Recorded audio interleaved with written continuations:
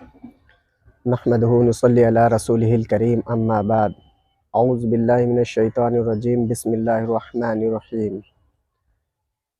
پچھلے ویڈیو میں ہم نے عبادت کا معنی جاننے کی کوشش کی۔ عبادت کا مطلب ہاتھ باندھ کر قبلہ رخ کھڑا ہونا یا ہاتھوں کو زمین پر رکھ کر سجدہ کرنا، رمضان کے مہینوں میں صبح سے شام تک بھوکا رہنا، حج کے موقع پر بیت اللہ جا کر خانہ کعبہ کی گرد طواف کر لینا کا نام ہم نے عبادت رکھا ہے۔ تو ہم نے چند ارکانوں کی ظاہری شکل کا نام عبادت رکھا ہے۔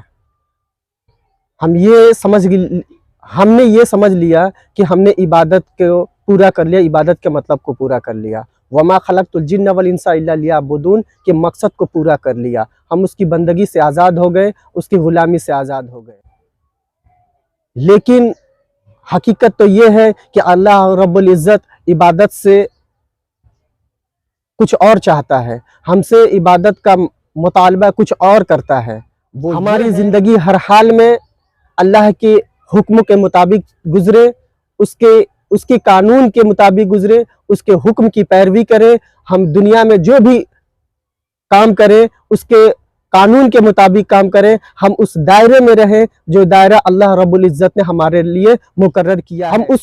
ہم اس قانون کے خلاف ورزی کام نہیں کر سکتے جس نے ہمیں پیدا کیا۔ ہم اس قانون کو مانیں، اس قانون کی اتباع کریں جس قانون کو اللہ رب العزت نے ہمارے اوپر نافذ کیا ہے، اور وہی قانون اللہ کے نزدیک، اللہ کے یہاں قابل قبول ہے۔ اس کے علاوہ ہم کسی اور قانون کو نہ مانیں۔ اگر ہم ایسا کرتے ہیں تو ہم عبادت میں ہیں، عبادت گزار ہیں، اللہ کے غلامی میں ہیں، اللہ کی فرما برداری میں ہیں۔ اگر ہم ایسا کرتے ہیں تو اس کے قانون کے مطابق ہماری زندگی گزرے گی۔ یہاں تک کہ ہمارا چلنا پھرنا، کھانا اٹھنا بیٹھنا، تمام جو دنیاوی زندگی ہے وہ سب عبادت میں آئے گی۔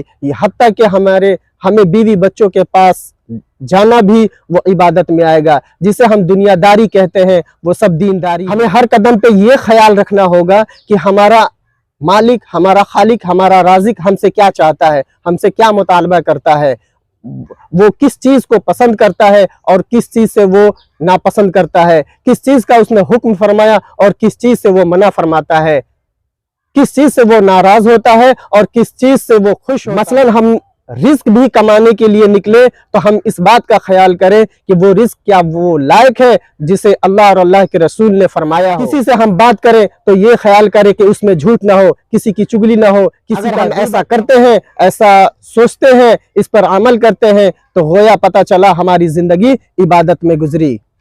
اللہ رب العزت عبادت سے یہی چاہتا ہے کہ ہوش سنبھالنے سے لے کر مرتے دم تک ہماری زندگی صرف اور صرف اللہ کے حکموں پہ چلے، اسی کے قانون کے مطابق ہماری زندگی گزرے، اور وہی صرف اور صرف واحد وہی اکیلا بادشاہیت کے لائق ہے، اور وہی بادشاہ ہے، اور اسی کی قانون ہم پر نافذ ہوتی ہے، سوائے اس کے اور کوئی عبادت کے لائق نہیں۔ وہی عبادت کے لائق ہے، لا الہ الا اللہ، وہی عبادت کے لائق ہے، کوئی معبود نہیں، کوئی پرستش کے لائق نہیں، کوئی عبادت کے لائق نہیں۔ اگر ہم نے اس پر عمل کر لیا، ہم نے اس کو سمجھ لیا، تو گویا ہم اس قانون کی پیروی کرنے لگے، اس قانون کی اتباع کرنے لگے جس قانون کو اللہ نے ہم پر نافذ کیا، جس قانون کے لیے ہمیں اس دنیا میں بھیجا۔ تب ہم یہ نہیں کہہ سکتے کہ میں مالک کا فلاں بات مانوں گا یا فلاں بات نہیں مانوں گا، یا تھوڑی دیر کے لیے یوں کہہ لیجئے کہ میں تھوڑی دیر کے لیے مالک کا غلام ہوں، آقا کا غلام ہوں، اور باقی وقت کے لیے اس کی غلامی سے آزاد ہوں۔ دوستو، اب ہم نے عبادت کا مطلب ہم نے سمجھ لیا ہوگا، تو یہاں پہ ایک سوال پیدا ہوتا ہے، تو کیا نماز، روزہ، حج، زکوٰۃ وہ عبادت نہیں؟ دوستو، یہ وہ عبادت ہے جس کو اللہ نے ہم پر فرض قرار دیا ہے، یعنی اللہ نے ہم پہ فرض کیا ہے، وہ ہمیں ہر حال میں ادا کرنا ہے۔ وہ ایسی عبادت ہے جس کے بغیر ہم اسلام میں باقی نہیں رہ سکتے۔ اس میں سے کوئی ایک بھی خمبہ ہم چھوڑ دیں، کوئی بھی कोई एक भी अरकान हम उसे पूरा ना करें तो हम इस्लाम से खारिज हो जाएंगे। उनका मकसद हमें बड़ी इबादतों को तैयार करना होता है। नमाज हमें 24 घंटा में 5 बार ये याद दिलाती है कि हम अल्लाह के गुलाम हैं और उसी की गुलामी, उसी की बंदगी हमें करनी चाहिए। रोजा हमें ये याद दिलाती है, इस बात के लिए तैयार कराती है कि हमारी जिंदगी, हमारी जो दुनियावी जिंदगी है, सिर्फ अल्लाह की इबादत में गुजरे, उसी की गुलामी, उसी की बंदगी करने के लिए रोजा हमें तैयार कराती है। ज़कात हमें ये बार बार याद दिलाती है कि हमने जो माल कमाया, हमने जो दौलत कमाया, उसमें अल्लाह रब्बुल इज्जत का भी हक है, उस मालिक का भी हक है जिसने हमें रिस्क दिया। सिर्फ अपने नफ्स पे खर्चा ना करें, हम उन हकदारों में अदा करें, उन हकदारों तक पहुंचाएं जिनका हक अल्लाह रब्बुल इज्जत ने हमारे ऊपर रखा है।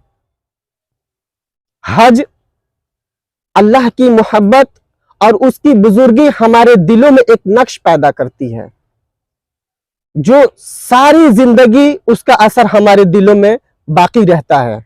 इन इबादतों को हमने उसके मकसद तक अदा कर लिया तो गोया हमने उस इबादत को पूरा कर लिया जो इबादत अल्लाह रब्बुल इज्जत हमसे मुतालबा करता है, हमसे चाहता है। जाके हमारी जिंदगी का मतलब अल्लाह के इबादत में गुजरी, तब जाके हमारा नमाज नमाज होगा, हमारा रोजा रोजा होगा, हमारा ज़कात ज़कात होगा और हमारा हज हज होगा। तब हम उस इबादत को उस मकसद तक पहुंचाएंगे जो जिस मकसद के लिए हमें दुनिया में भेजा गया और जिस मकसद के लिए हमें और आपको अल्लाह रब्बुल इज्जत ने तैयार किया। नमाज, हम नमाज पढ़ें और हमसे बुराई न रुके, जबकि बताया जाता है नमाज तमाम व बुराई व बेहयाई से रोकती है। हम नमाज पढ़ें और हमसे बुराई न रुके तो हमारी वो नमाज काबिल कबूल नहीं, उसका कोई मकसद ही नहीं। इसी तरह अगर हमारी इबादत अल्लाह के हुक्मों के मुताबिक गुजरी है तो वो वही तो महज एक रुकू, सजदा, हज के अरकान, ज़कात के रकम निकाल देना ये काफी नहीं है। मेरे बुजुर्गों और दोस्तों, अल्लाह रब्बुल इज्जत ने हमारे ऊपर 5 वक्त की नमाज फर्ज किया है, ना कि सिर्फ जुमे की। हम में बहुत से नौजवान हैं कि वो सिर्फ जुमे की नमाज सर पे टोपी लगाकर जुमे की नमाज के लिए निकलते हैं और बाकी हफ्ता हम इस बात को भूल जाते हैं, उस सजदे से इनकार कर जाते हैं जिस सजदे के लिए अल्लाह ने हमें दुनिया में भेजा गया। हम उसका इनकारी बन जाते हैं। मेरे दोस्तों, मैं आपको एक बात बताता चलूं कि इब्लीस, उसने ज़ना नहीं किया, झूठ नहीं बोला, चुगली नहीं की, किसी का माल नहीं हड़पा, गीबत नहीं की। उसने किस चीज का इनकार किया?